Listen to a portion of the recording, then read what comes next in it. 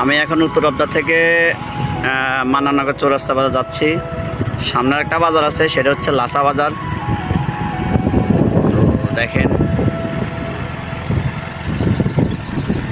আমার পরানো যা চাই